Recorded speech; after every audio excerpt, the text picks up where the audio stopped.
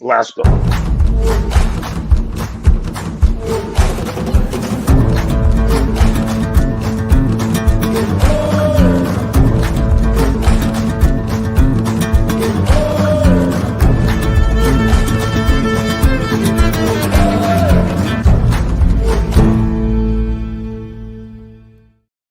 What is up? We are back, sports fans, for another episode of the JNS Philly Sports Stops. I'm your host, as always, Stephen Rychel. The man to the right of me, Mr. Justin Fiorillio. And becoming a regular here on the Sports Stop is the one and only the Moose. Hey, Hey, my what's friend. happening? What's going? St. Patty's Eve, man. You know, that's a big deal for me, anyway. For most people, it is. Yeah, I mean, for especially you, Day though. before the big day. Yeah. Totally going to get to bed early tonight because we'll be rising and shining tomorrow. Well, we got a lot to talk about, a lot to digest, but I think first and foremost, let's get right into today's big news. Is reports leading up into this week that Darius Slay would only answer phone calls from that 215 area code. Anyone wanting to bring him back? Well, all that's been put to bed today as he's officially announced his retirement. Wanted to thank you all for what you've done for me. Blessed to play this game that he's loved since he was 5 years old. 13 years at the highest level. Football was his piece. My everything. This game put me in a position to help take care of my family, loved ones, and forever grateful for that. Hard to say goodbye, but God has a new chapter for me. Ready to turn the page and start my new journey. To all my big play fans, I will always appreciate the love and support you have given me, and couldn't have done it without you. Just a kid from Brunswick, Georgia, with big dreams, big play on and off the field.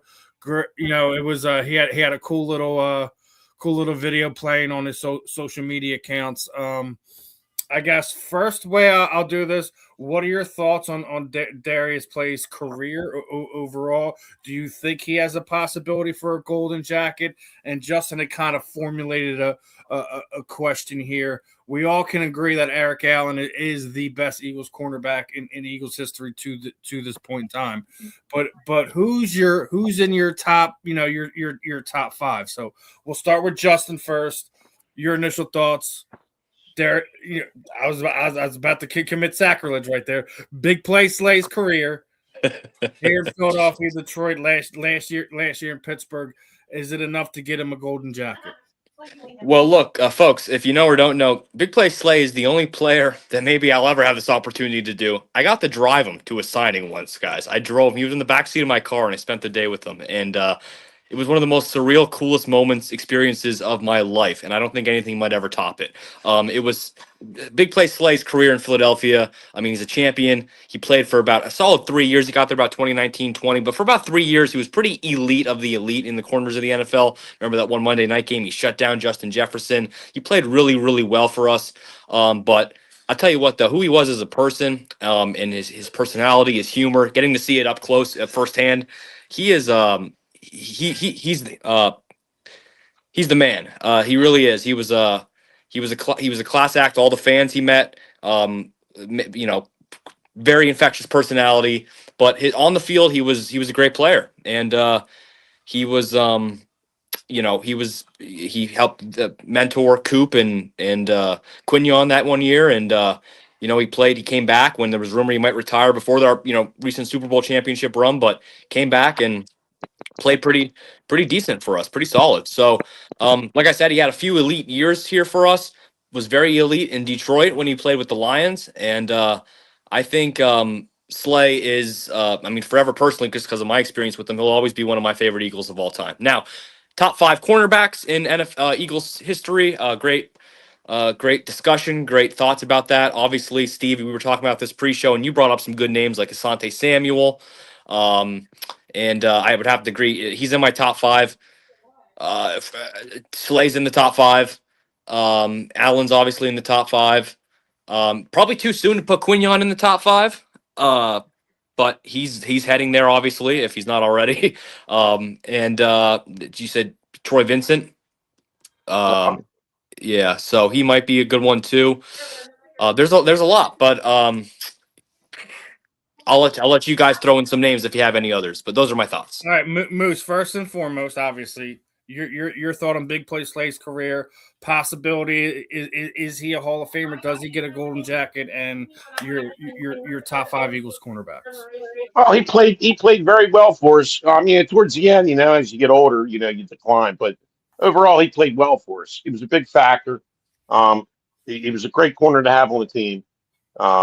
So the fact he's retiring, I'm not surprised. I mean, like I said, father time catches up to you. But he should he get a golden jacket? Sure, why not? I mean, he was. Now it'll probably take a couple years, but he won a Super Bowl with us, and he did a nice job. He did a real nice job. He was above average, if not one of the best corners certain years in the league. Yeah. So, and we did miss him when he left. Now, like I said, we had guys. Howie once again projected and looked at the future and got guys in there to work under a guy like Slay, so they didn't miss a beat. Which is why we're successful at constantly being contenders every year. All right, now your top 5 Eagles cornerbacks. Of course, Eric Allen's number 1. I heard Troy Vincent put him in there. Bobby Taylor always shut down Michael Irvin. He was always matched up against Michael Irvin. He would shut his ass down all the time. And he's a Notre Damer, so of course I'm going with Bobby Taylor. Who am I missing? Sheldon Brown, great hit in New Orleans in that playoff game. Who did he bust up again? Reggie Bush. Yeah. Reggie Bush has famously done a podcast, and he was basically said he had a talk with Drew Brees about that. They were no longer going to do that pass ever again. That he tried to get up, and his body he's like my body wasn't working, man. He's like I thought I was dying on the field. Eagles fans hoped he really did die on that field. Not being morbid, because how he came back in that game and he tormented us all the rest of that game. Oh yeah.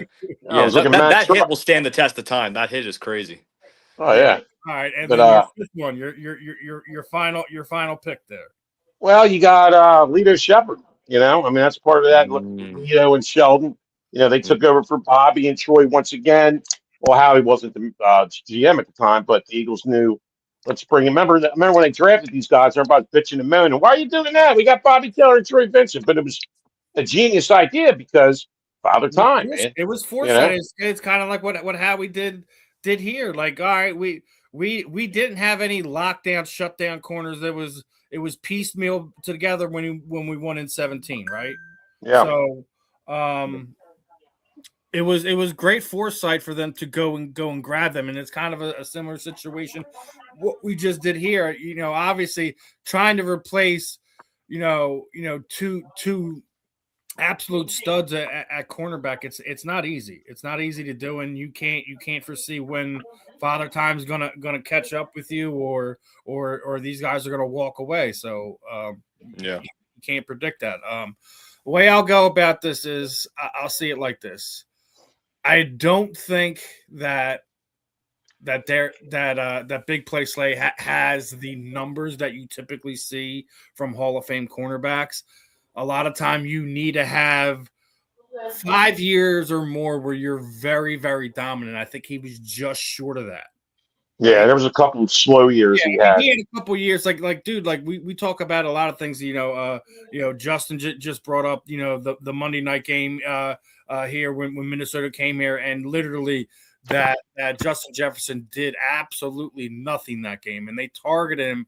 I think it was almost 8 times. He had nothing to show for it. I think he had 2 catches for 18 yards or something like that. It was a really, really good game, and Darius had a great breakup play in the end zone to prevent them from scoring a touchdown that more or less sealed that game for us. So I think there was the interception return for a touchdown where he jumps on the back barrier of the end zone and he's kicking it up with the fans. He had a lot of great memories with us, but I just think he didn't have 40 interceptions, and that's kind of where a lot of these elite cornerbacks gets them into the Hall of Fame.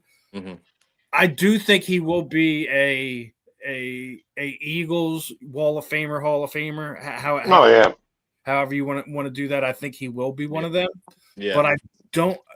It might be one of those things where he gets on the senior committee and he gets on the back end somewhere like that. I could see something like that happening. My top 5. Listen, we've had a lot of good cornerback play over the years. And obviously, I think we all agree. Eric Allen's on my Mount Rushmore. Eric Allen should absolutely be there. Who played across from Eric Allen? I can't remember. Was it? Oh my God! Know who it is? This is Mighty Mouse, Mark McMillan. McMillan. Okay, all right. What about William Frizzell? He was the. Yeah. Who was the guy that always got burned though? God, what was his name? He played for Buddy Ryan, under Buddy Ryan. He used to get burned all the time. God darn, I can't remember his name now. No, I can't remember. Anyway, number 2 is Asante Samuel. He should absolutely be a Hall of Famer right now. It's absolutely ridiculous that he's not already in yet. It's a travesty. He had great years here on bad Eagles football teams. And then he really was very good. Yeah.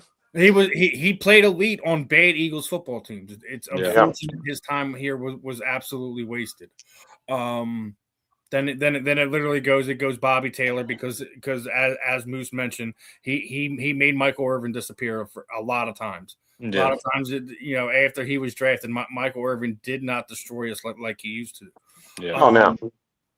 Troy Vincent is absolutely on the list as well. Now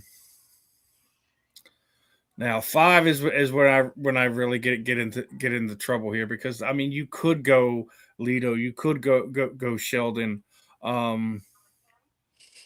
I'll tell you who you're not going to go. Namne Asamoah. What a joke. He was supposed to be like the second best cornerback ever.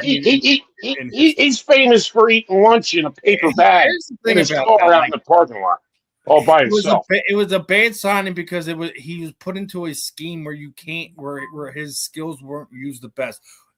Not only was it a bad signing, but it was a bad defense to put him in. That's why that whole thing blew up the way it did. I think the dream team, yeah, really good cornerback. But when you put a press guy in a zone defense, that's what you're gonna get. Right. Yeah. That's what you're going to get. You can't do that. And scheme makes everything. And it's one of the things, I don't know if you've seen, but we were already talking about Richard Sherman is loving the move of bringing Wood in here. And this is one of the main reasons why Darius Slay is actually retired, because you go and bring a guy like him in. You don't need somebody on the other side to a Quinyon Mitchell. You also bring in, they signed another free agent cornerback as well for depth, so you don't have to have an Adoree Jackson situation like we did last year. So that's one of them. I think that's what people aren't talking about, is why Darius Slay retired today, is because the Eagles went in and put themselves in a position where they don't have to bring him back. Now, I guarantee you, if there's some type of injury or something like that throughout the season, don't be surprised if those are if Big Dom and Howie Roseman sit down and be like, hey, yo, Darius, we a little thin at cornerback, you don't got to do no OTAs or anything like that. Help us get us through the back end of the season. I wouldn't be surprised to see something like that. But that was just one of the reasons they did that. And I think that they're in a good position at cornerback. We're going to miss Darius. Justin has his memories. I also remember, I was working on another network. I also did a signing with him. I got his signed rookie card up on my wall. He meant a lot to the city over the last, 5 year plus. So it's going to be interesting. Another retirement that I think is very interesting is our good friend, Mr. Bryce Huff. Eagles legend. Got his bag. Oh yeah. What was a kid, sucking on, Sour Patch Kids after the Super Bowl, went out there to San Francisco, did absolutely nothing for them, and is retiring now. But not only is he retiring, like he's also starting a business as well. But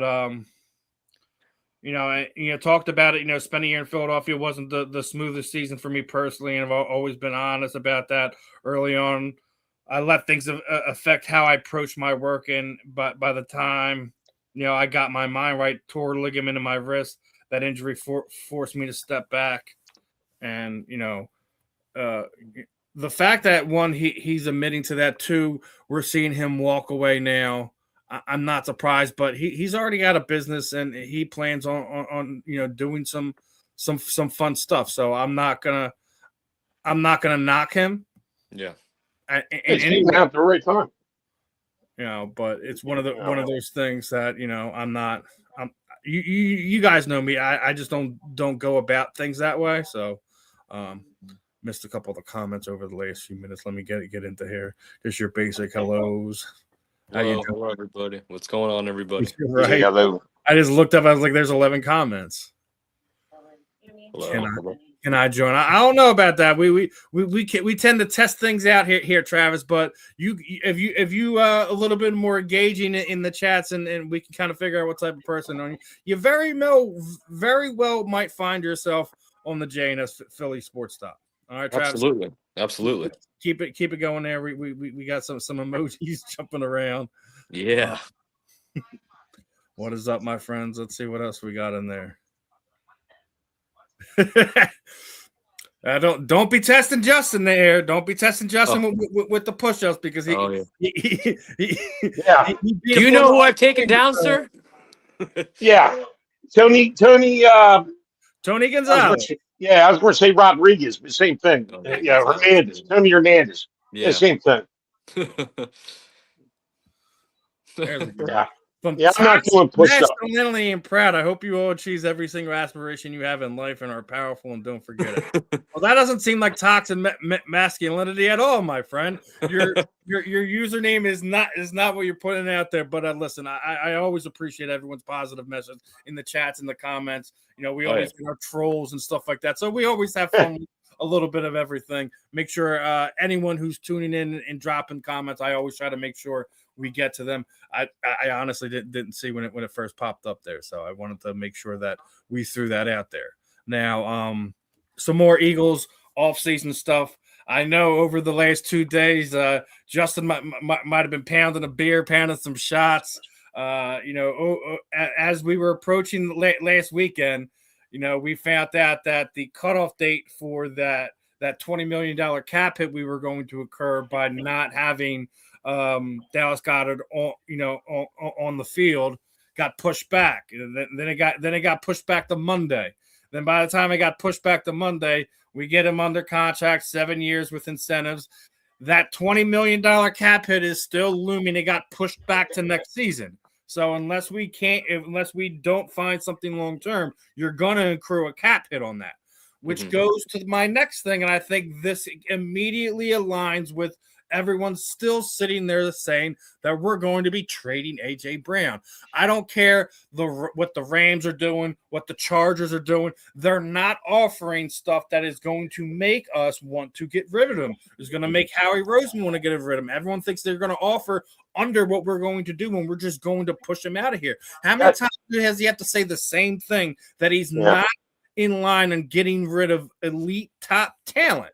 If you're going to get elite top talent, he's already said it. You're going to have to blow me away.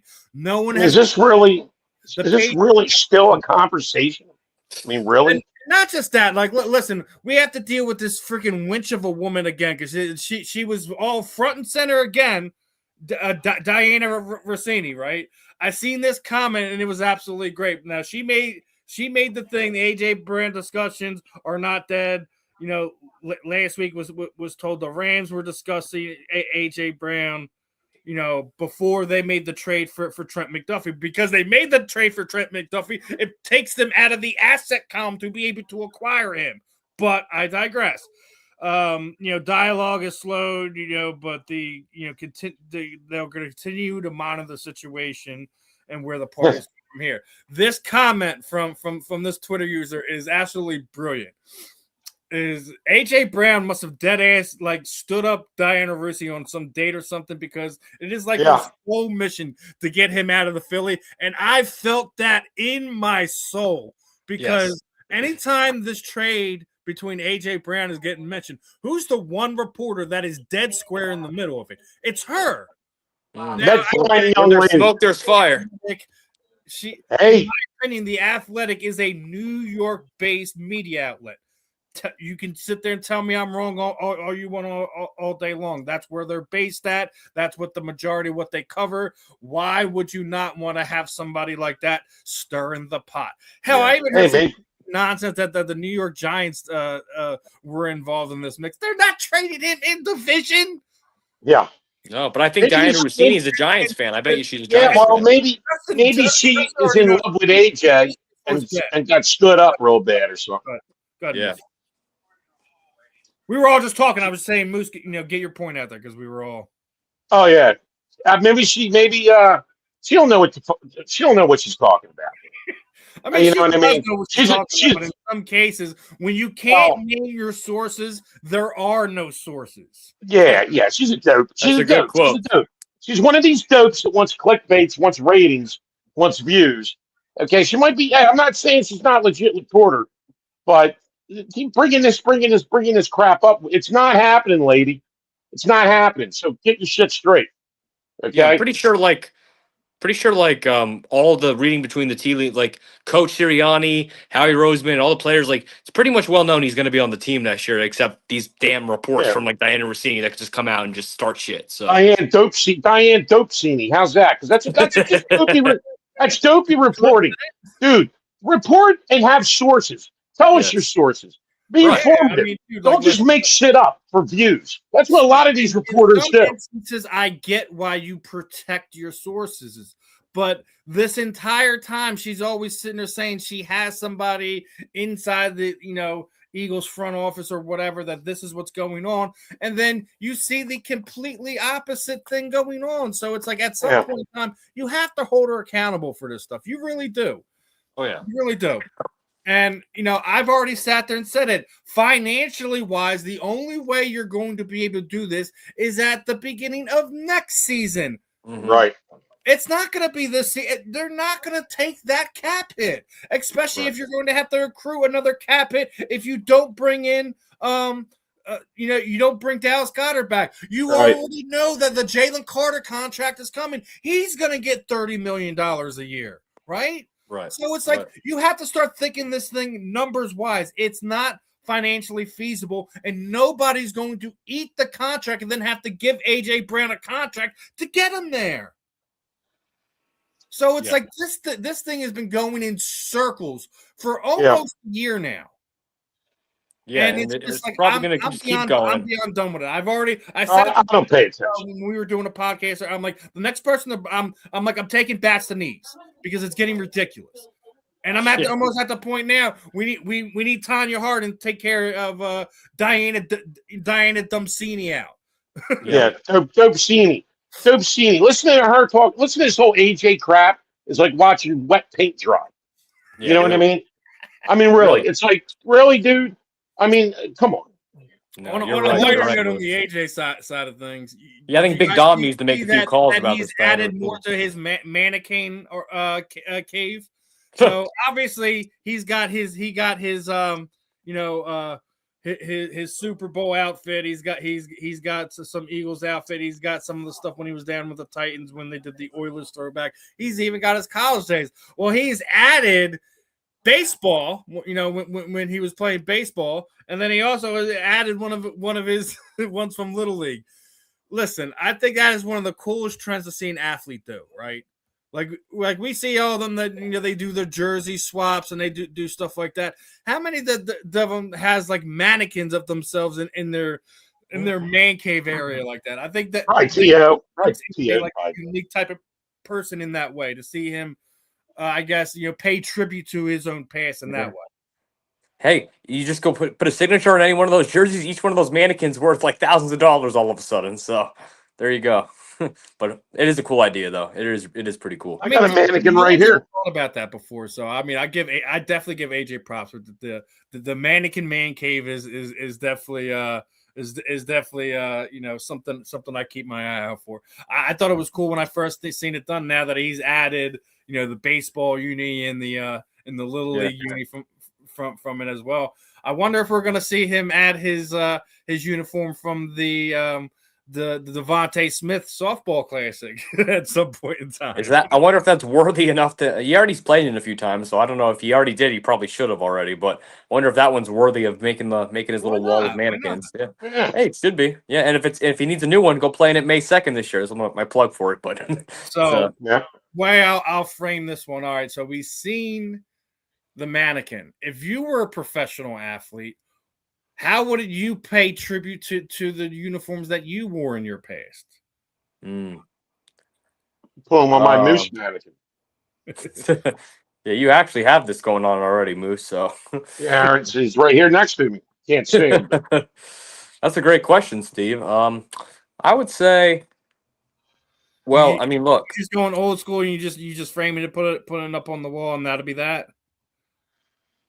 I mean, that's what I would do. I mean, dead honest, that's where I would go with it. Yeah, probably. But I'm gonna have some type of really cool painting or design around it or something where it's like it's encased in like the wall or like something is like or it's in order of like it's not just gonna be just on the like wall. We had a comment on TikTok. He's like, Batman his displayed in the suit in the Batcave lit up.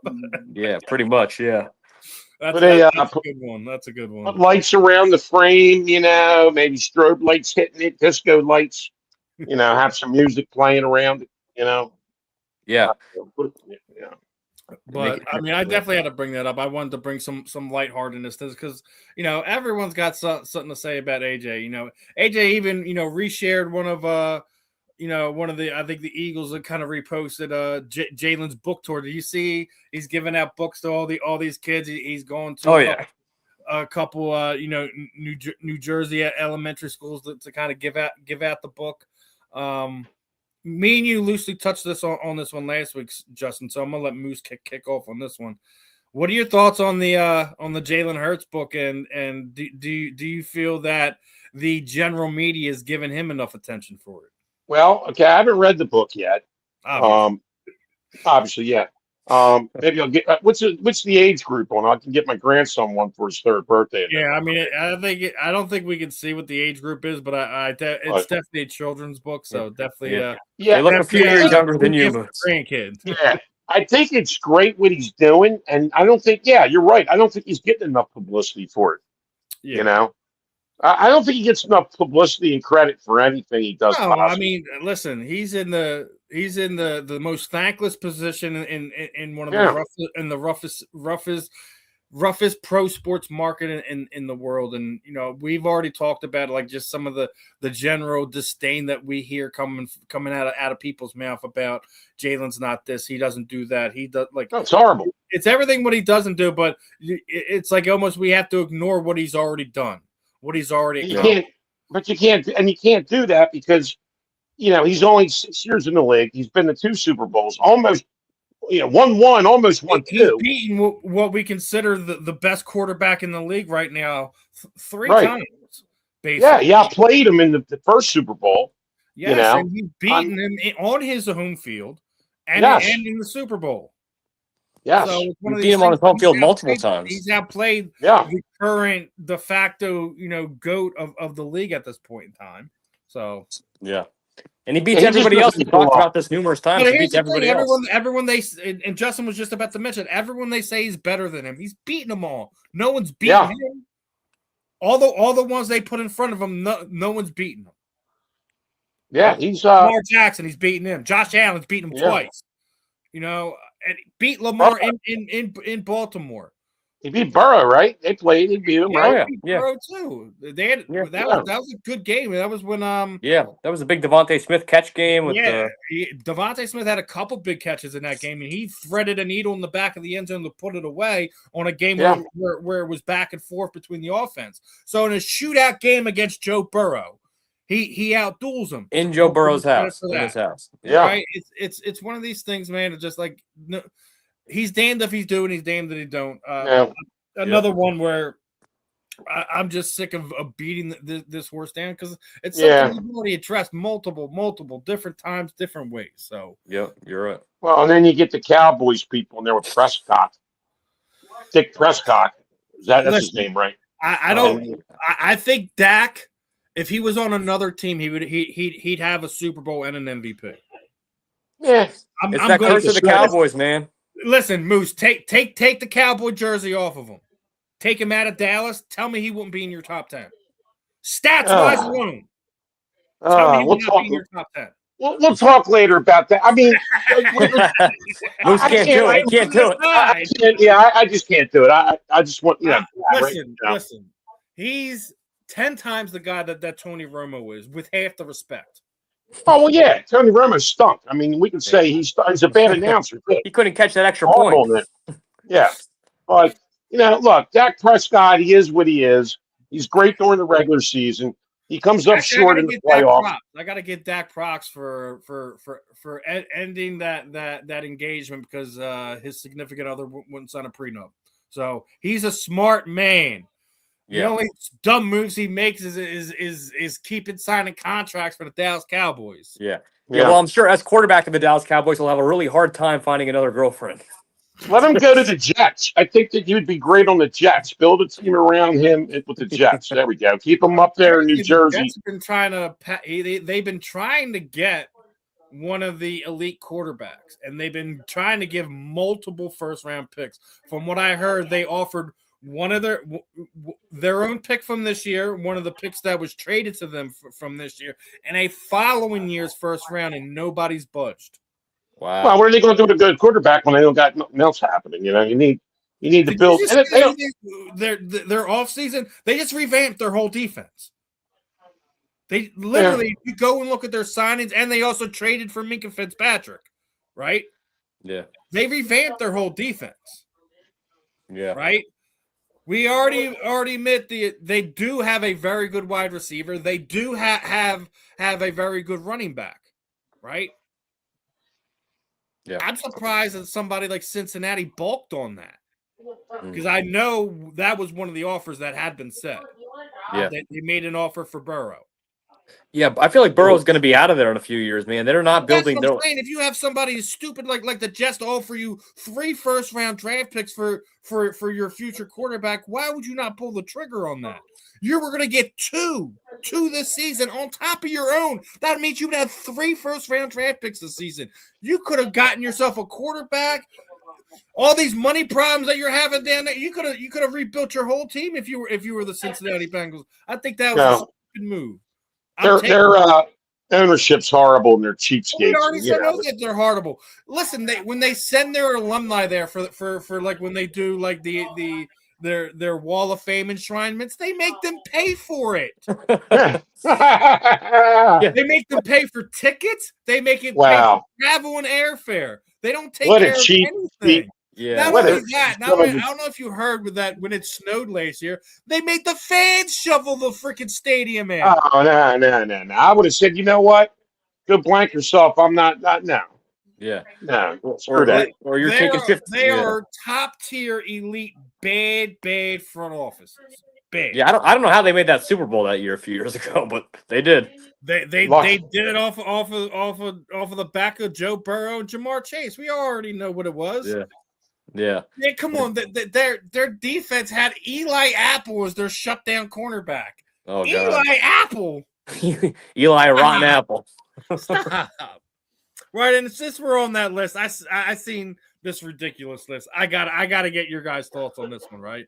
So this ridiculous comment from one of these fantasy guys, right? We're talking about one of the potential draftees, right? I can't say it. The kid from Ohio State, Jeremiah Smith, would be the number 1 wide receiver for all these teams. Do you see who's second on the list? Yeah. So you're telling me Jeremiah Smith right now is better than A.J. Brown and or Devontae Smith? Yeah, okay, right. Yeah. Sure. Well, why don't you just throw Jerry Rice on that list while you're at it? Yeah, what are they smoking? I mean, these fantasy guys, well, I can get started on them too. They just sit in their mind. The Lions, so he's better than Amos St. Brown. Falcons, I like the kid London down there in Atlanta. But he's better than Malik Neighbors. No, right? No. Texans, maybe. I mean, you can make an argument. Saints, no. You still got what the other kid from Ohio State there, Olave, right? Chris Olave. Yeah. Panthers, possibly. Dolphins, he's better than Jalen Waddle already? I don't know. Yeah, the Chiefs, I'll give you the Chiefs. I'll give you the Chiefs, right? Chiefs don't really have a... Meanwhile, this idiot has the Dolphins on here twice. No. Well, how about that? Well, he must like the Dolphins. On here twice. He's got the Chiefs on here twice. Well, this guy doesn't even know what he's doing on his list. No, he doesn't. So, Mr. PPR Fantasy Tips needs to check his tweets. Here's a tip for this cat. Go to school, get some education, and anybody out there that listens to this dude, you got problems, man.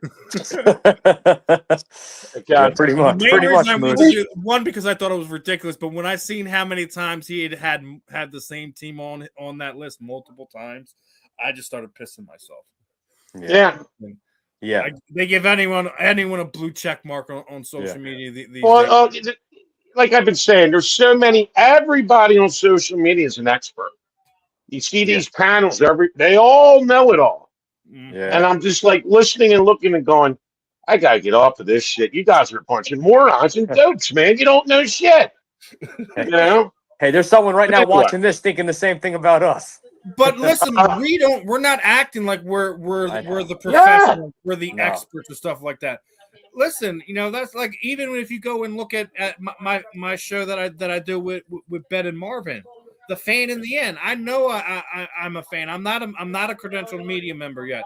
The day that I become one for the Phillies, the Eagles, I'll stop calling myself a fan, because I will no longer be a fan at that. I will be a credentialed member of media. Right? So I'm a fan until then. Do I know how to put my personal biases aside? Absolutely. And that's how every media member, people voting for Hall of Fame, you should be able to do that. And if you shouldn't be able to do that, you should lose your right to write and or vote if you're having bias goes into your writing, into how you break things down. You have to separate yourself, and that's why I asked those questions like I just asked you, Moose. If you can't take the jersey, the Dallas Cowboys jersey, off of Dak Prescott and put him in the top 10, you shouldn't be talking about him. Exactly. So, but I'll be honest with you. For kicks and giggles, I think if he's on a different team, with a different put him on the Jets right now. Tell me he doesn't take them to the playoffs and win more than one playoff game. Yeah, I mean he'll do better with anybody but the Cowboys. If the Cowboys, here's the bottom line with the Cowboys. That's if you want your football career to end, go sign with Jerry Jones. Okay, that's like hell of football. That is hell. Okay, Jerry Jones. We all know he's all about. Look, I think he's lost it anyway in his brain. Okay, listen, I'm glad he's still there. I'm glad he's still there too. The talent that they had, if he wasn't there, the talent they had there, they should be one of the elite teams in the league, but they're not. No. Oh, no. And you know what? That's good for us, bad for them. Yeah, that's all I can say. Yeah. They haven't been elite in 30 years. 30 years. 31 years. We were talking about the Goddard signing, right? Obviously, that's a big news here in Philadelphia. I want to get your thoughts, immediate reaction, how important you think that is to this offense being successful this coming season. Moose and Justin. All right, what's that now? I'm sorry. How important is the re-signing of Dallas Goedert important to the successfulness of this offense in this upcoming season? Well, it's a big plus because you don't want to lose. He is a talent on that football team. He's a safety valve for Jalen, and he's an important piece of the machine over there. Yep. So it's a big deal that he's back, and then you don't have to worry about who's going to be the tight end, trying to find another tight end. I think they'll end up working something out and keep him a little bit longer.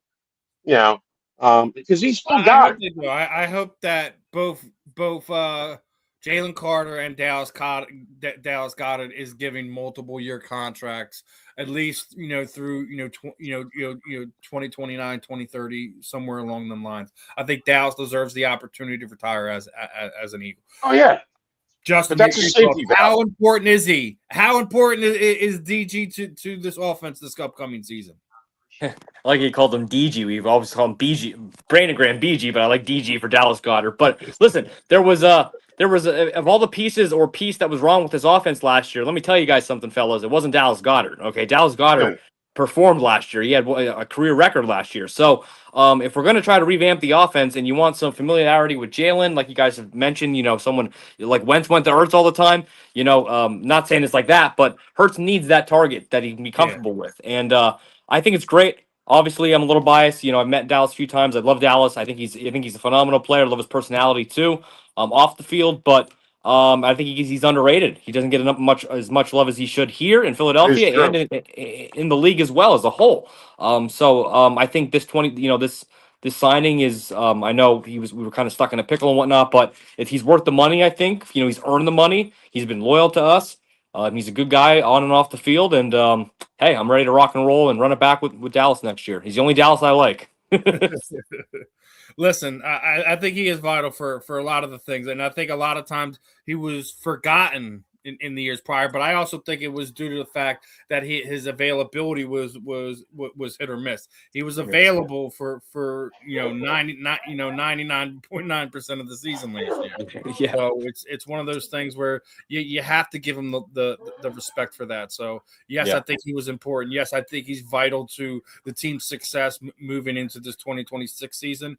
I thought the other interesting signing that no one is talking about right now that we made is the fact that we brought in former Saints quarterback Taysom Hill. How about that? It also gives you flexibility on draft day to potentially trade Tanner McKee as well, right? Yeah, I saw that. Yeah. Yeah, because but listen, Taysom also gives you the opportunity to have fun in this offense, to do some trick plays, some gadget plays that we haven't seen in this offense in more than a handful of years. Hell, we lost those type of plays when Doug Peterson left. We haven't seen it under the Nick Sirianni era, right? Yeah. Like even something simple as a double reverse or a flea. We haven't seen that. Yeah, I think bringing in a guy like Taysom Hill. One, he's also been playing like the tight end role and stuff like that. So you can do things with him and move him around that offense to make the defense think and set up some bad matchups. I think that is going to be a very fun option for the Eagles to have. As I don't think it's something that we should see that we're going to see a whole lot, but it gives you the option and it makes the defense think and gives you opportunity to make mismatches. What are your guys' thoughts? Start off with Justin and go to Moose. Taysom Hill, Philadelphia. Yeah, I mean, look, man, you could damn near put him anywhere except you could put him receiver, you could put him at quarterback, you could put him at running back, you put him at returner. I mean, he does literally everything to some extent. So, if anything, if he's just a threat of a decoy, right? Or like you just put him out there and just run him in motion, and then he never even has to touch the ball for a whole game. Just the threat of him out there could be enough to throw somebody off, so the other guys could get big plays from that. So, I definitely think Taysom Hill. I mean, how's it going to hurt the offense? The only way you could make an argument it would hurt the offense, right, is if we trade Tanner McKee for capital, and then we think, well, just in case we need an emergency quarterback, we have Taysom Hill, and then Hurts unfortunately goes down, and then Hill comes in and he's not even as good as McKee was, and then it's like, see, that's the only really way you could think of it like that. But if you don't really think of it like that, or that doesn't happen, then there's no negative to bringing Taysom Hill into this offense or this team. So I'm on board. Let's see what they can do with him. Yeah. Oh yeah. Yeah, it's a good call, good move, because like I said, he's not. You don't have to have him just sit there and hold the clipboard. Yeah. If you want to sneak him in to do some trickery, make the defense stink a little bit, which we have lacked for a little while now. No creativity in this offense the last 5 years. Let's be honest. Let's be dead honest. Oh yeah. Especially last year. Oh yeah. Yeah, no Philly calls, nothing special. It was the tush push. Okay, I'm tired of that too. You know what, guys? rookie I freaking always wondered why, like, as the team that did the Philly special, we don't run the Philly special like every once in a while, like once a year or something. Like we should. Like, Yeah, you would think. No, it's a tush push, a rugby play. You know yeah, what I mean? It's dude. It's a quarterback sneak, just done a little bit. I'm sick of yeah. that, dude. If I hear another thing about that stupid thing, you know, come up with something You ain't gonna hear friggin' nothing different. about it because it wasn't even put onto the owners' meetings discussion list. That tells you And it where shouldn't it be. changed from one year to another. Yeah, it's so But unstoppable that we didn't win the Super Bowl this year because of it. Right? So it's like, come on, guys. right. Like, So the other thing is we lost a lot of our talent on Moose. You're muted. Mute. You muted yourself. that's what happened. Took his ear pods out. All right. Well, as Moose figures that out, let's talk about this one a little bit, right? So we lost a lot of guys free agency, right? And Vic Fangio was absolutely keeping it 100 when they asked him about, the turnover on his defense over the last few years. And it's like we're the farm system defensively for the other 32 teams in the league. That's what happens when your defense develops elite talent every year. Other teams can't wait to poach them in free agency. Yeah. I think that's spot on from Vic Fangio. Yep. I think we'll see what happens from this year's class of players that got removed. If it'll be something that that'll play out, for them, two, how will it affect us? Other than like I said, I always felt like we could have retained a Nakobe Dean, but didn't happen. I felt that because because of draft capital and what the market was going to be for Reed Blankenship, that he was going to go. So we'll see how it plays out. I could still see Moose's fighting with let me see if I can there. Your mic isn't connected on your. Oh, there you go. All right, I don't know what happened. I was just sitting here, and it said disconnected on my ears. I didn't even touch the laptop. Maybe they weren't charged. I Your don't. thoughts on Vic Fangio that we're the feeder league for other teams? We're the feeder league. Yeah. Like our players become so good on defense that in free agency, other teams come and swipe them up because of Vic Fangio Oh being so yeah. well developed in Oh them. yeah. Oh, we always lose defensive players. Yeah. I mean, shit. But we managed to replace them. Keep it going. Uh-huh. Yeah. Uh-huh. That's why it's so crucial that he came back this year, I think, too, Yeah. Because, like, we have a lot of, we're probably going to draft some defensive guys. We got Woolen coming over. We got, the young guys. Jahaj still has to grow some more. We got all these guys that got to develop and stuff. So it's like, it's good to have them in the building. I think the Eagles had an okay free agency. Nothing sexy, but yet I think it was important Yeah, I think positions to fill. you lost Olajari, you lost some of these guys, but like I already said, I thought we were all right at the linebacker position as it was anyways. Like you still have Right. Jeremiah Trotter Jr. there, and even if Campbell's not ready for the start of the season, you have Trotter there. Obviously, Yeah, he's not as dynamic as Campbell, but you're in an okay position where you didn't have to overpay to keep a guy like Nakobe Dean, and he absolutely was the captain of the defense. So we're going to have to figure out how that's going to look next season. I think that's the kind of the only thing that you really have to look in when you lose a guy like that. And Blankenship's going to hurt, but you got to remember that we built him up from an undrafted free agent to right.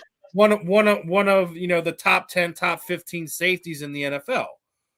Correct. You have to think that Makumba's already going to be on that track, that you should be able to either find a decent veteran to plug in there or draft his replacement this year in somewhere in the first 3 rounds.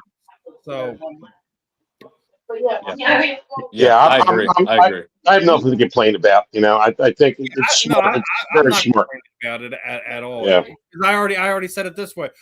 We even if it did hurt, it does hurt us the upcoming season. We're going to be able to recoup that in comp picks the following season, Right. or use those comp picks to trade to go get another replacement that way. So I think we'll be all right.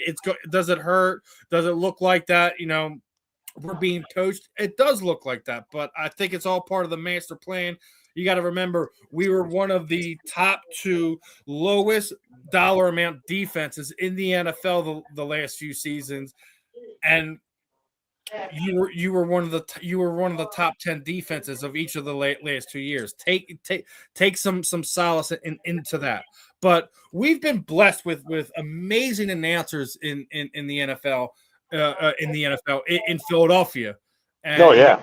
with Harry Callis and stuff like that. And there was rumors that Merrill Reese was going to retire. Well, he Oh put boy. real early that he will be coming back. I think this is his 50th season.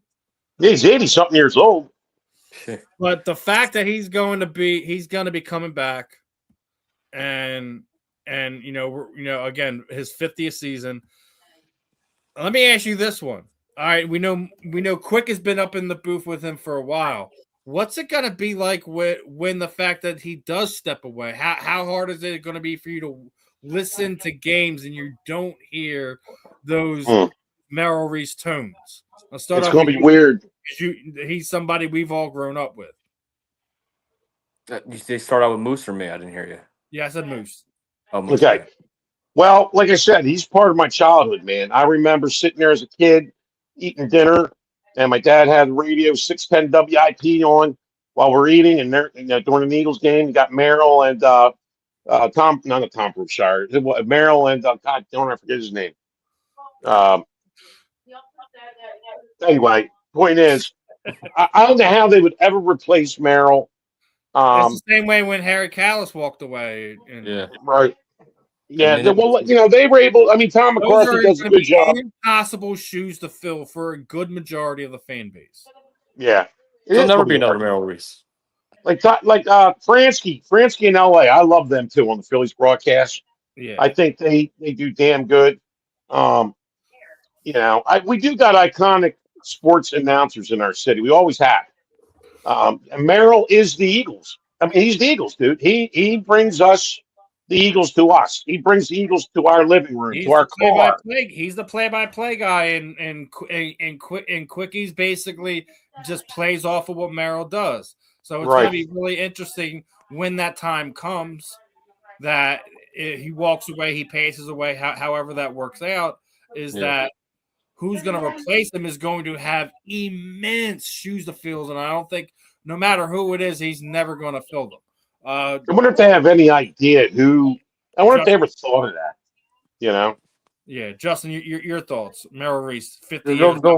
There'll never be another Merrill Reese. And listen to this, guys. This Saturday at Dynasty Sports, I think it's the Willow Grove Mall or Willow Park Mall. He's doing a meet and greet, so you can go meet Merrill Reese this Saturday at Dynasty Sports. So how about that? But just legendary. Hey, listen, I know that I say this kind of as a joke, but I'm almost half serious. If they can use AI to preserve his voice and he can still do games, I'll take that over whoever they got coming in next. But listen, in all seriousness, there's a time for everything.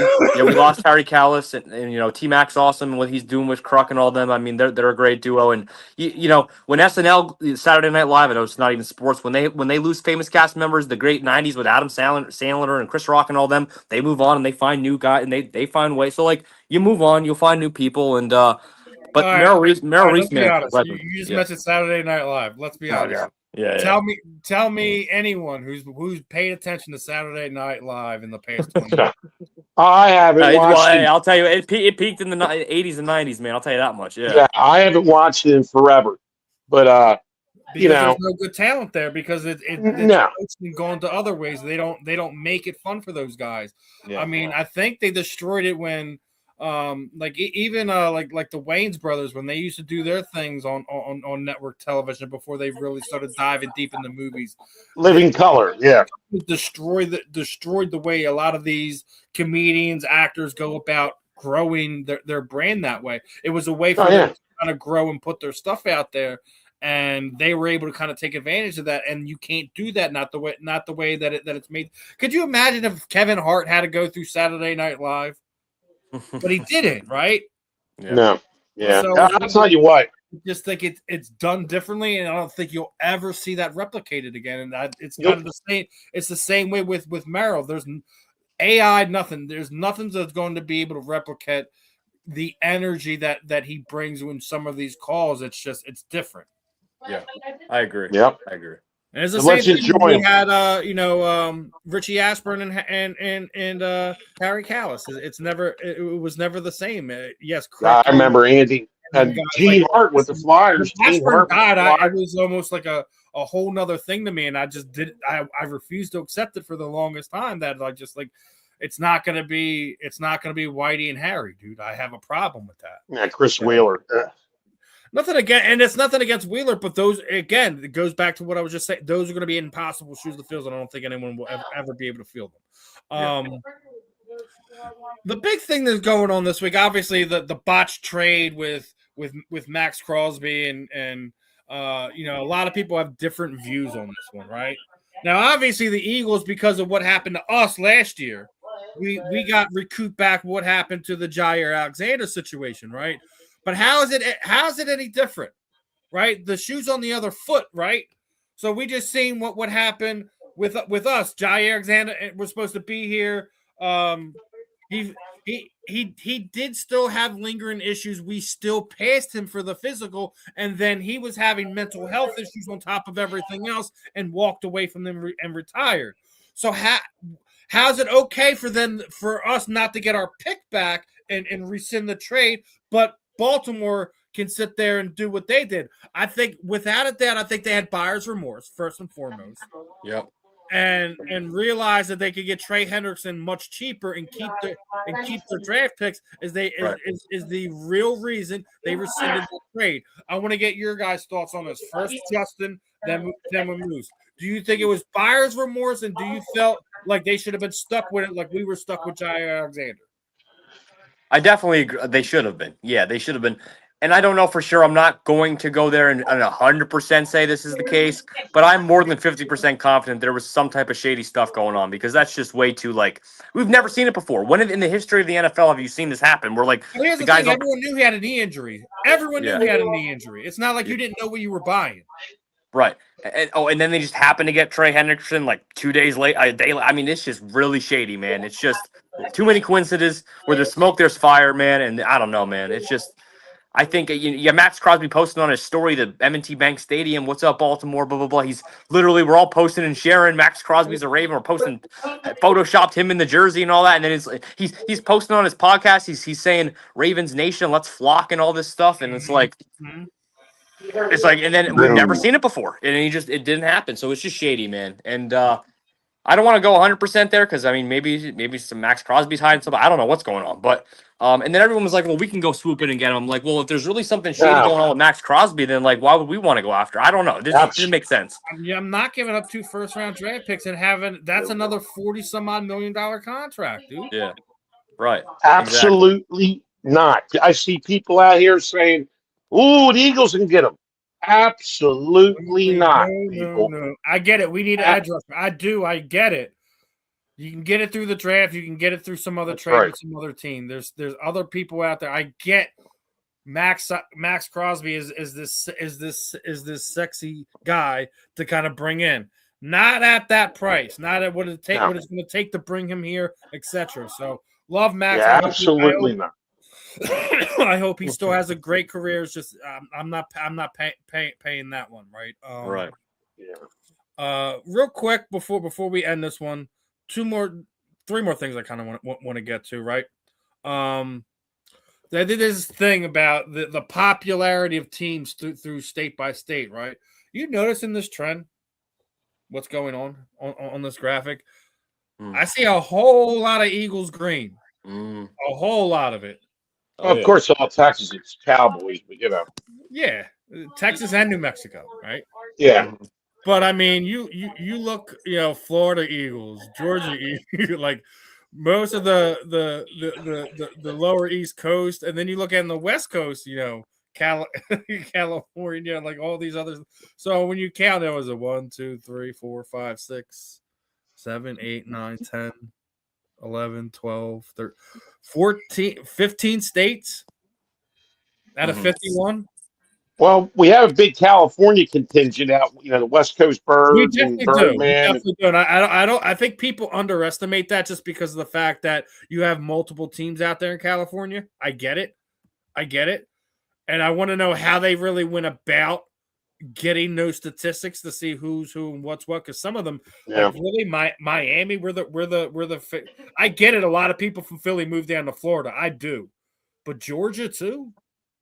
Like, Well, the Falcons stink. I don't know. I mean, I get that. I get it. Listen, I got a Falcons fan on my other podcast. I get it, but I don't think that I want to see those numbers before I jump all the way in. Yeah, I like to know where they got it. I mean, it's pretty impressive. Yeah, Yeah. Look, I can say I just know with California, we know a group out there, and they're diehards out there. Not a group. So, There's multiple different groups out there in Right. California that are Right. that are Eagles Nation through and through. No one travels like we do, and there's a reason for that. And it's not just because people from PA traveling to other states. It's because of people who've been in Philadelphia or been in love with this team for a long time. That's where they tend to kind of go to.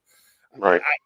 Listen, I think you can say without saying that maybe the Eagles are the de facto America's team. We don't know.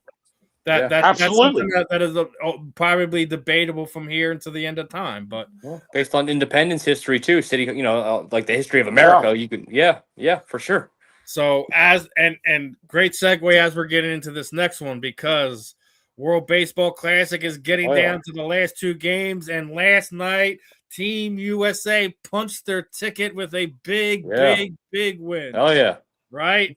So they advance. They're in the championship for the World Baseball Classic, right?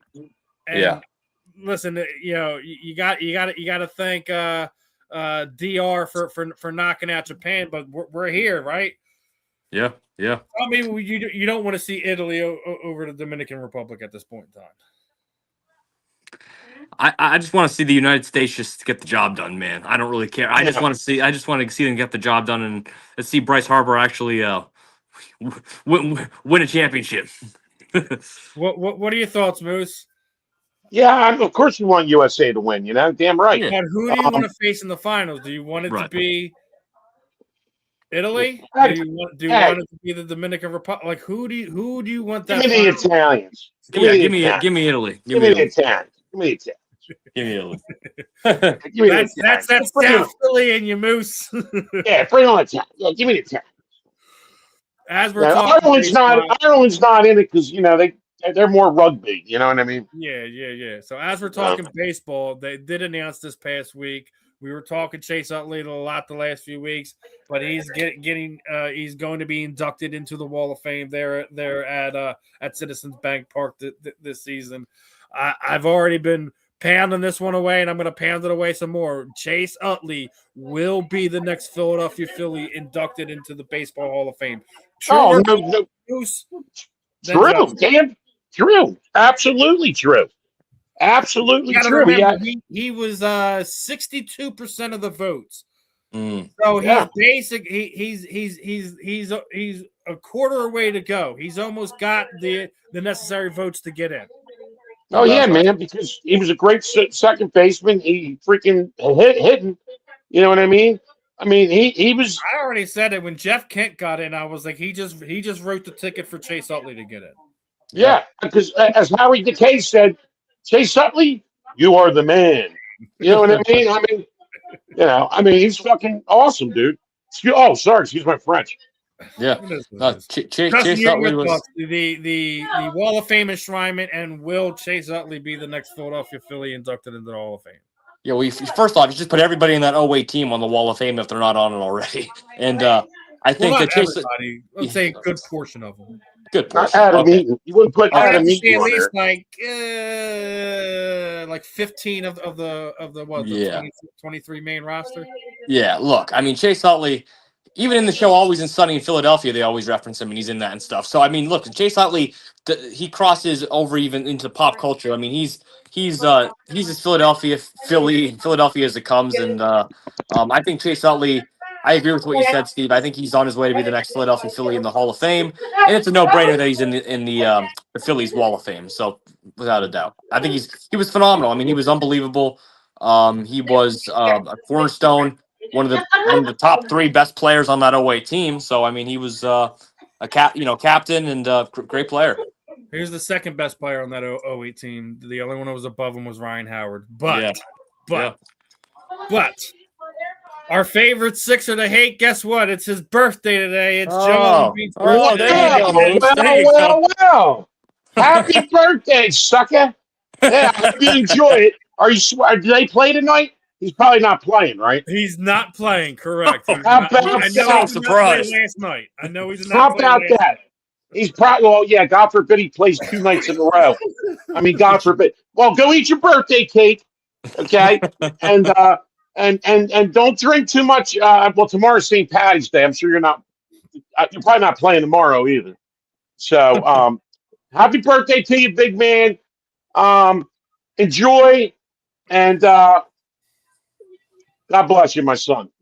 Listen, love the clan on Joel because he's one of those guys. I think he would take it with a grain of salt as long as you're not making personal shots at him and stuff like that. Yeah, nah, I wouldn't do that. I seen another one. I couldn't find the graphic when it's saying he's missed as more games than he's played in his career. Right? How about that? He's still getting paid a lot of money. Here's the thing to think about it. Can you imagine what his numbers would be? How he would be looked at if he was healthy enough to play all those games? He would have First off, he'd be playing over 1,000 games at this point in time. Right. Oh, he'd probably be Hall of Fame material. Like we do this like whole Marvel thing. Like what if Joel Embiid was a completely healthy athlete and was never injured?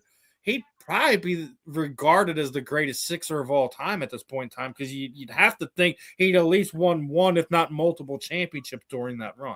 Yeah, tell me about it. Exactly, absolutely.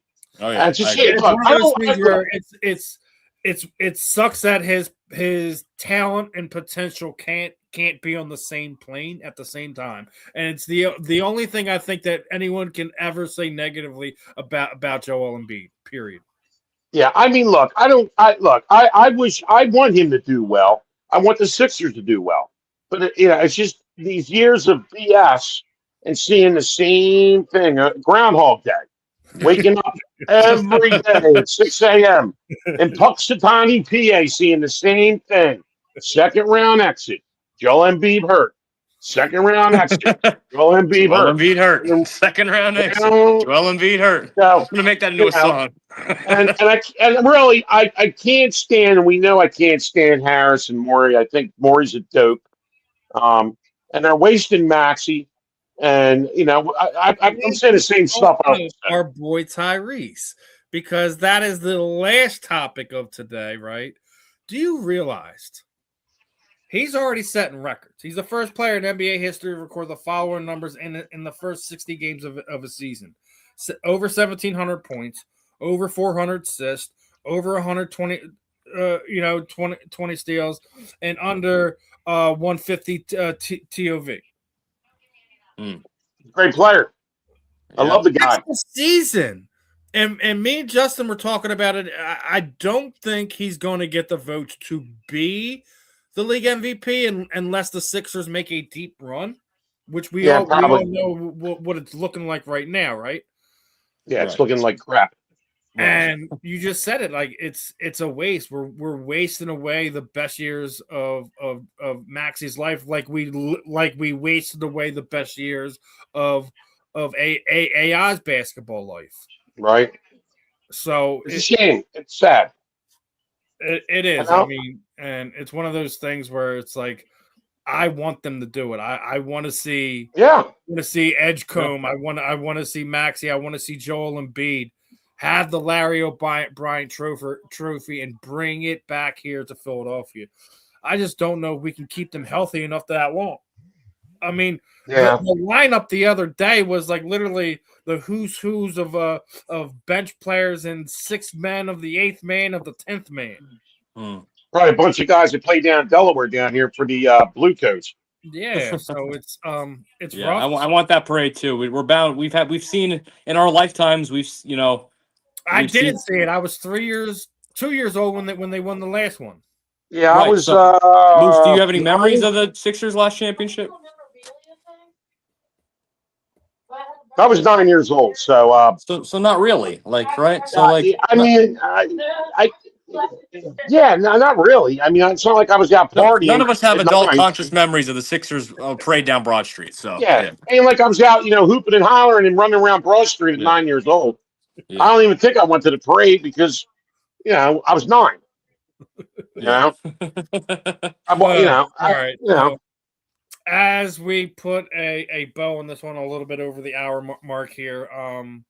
You know how I typically end this one. Throw it over to you guys. Anyone you want to thank. Shoot out social sites. Anything that you guys got going in the works. Start off with Justin, then go to Moose.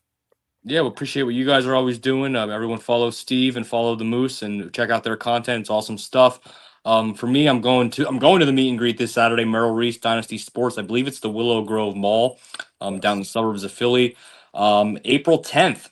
April 10th, folks. I will be, thanks to Justin Brown of JB Sports Ventures, with Andrew Makuba at the Parksburg Point. So I'll get you guys some content from that event.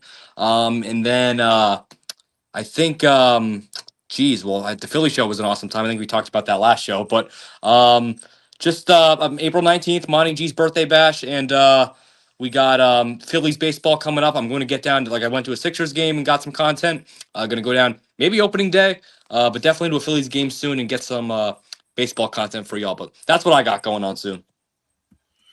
Moose. Okay, well, first of all, Steve, thank you for having me on again. Justin, always a pleasure.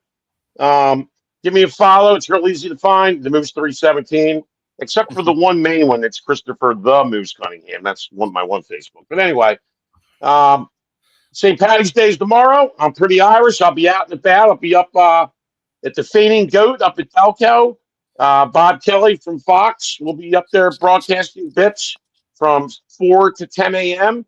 Come on out if you're around the area. They're going to have Irish music, Irish dancers, complimentary breakfast from 6 to 10. It's going to be a good time. And the Moose will be out there. Look for the guy with the Irish flag painted on his goatee.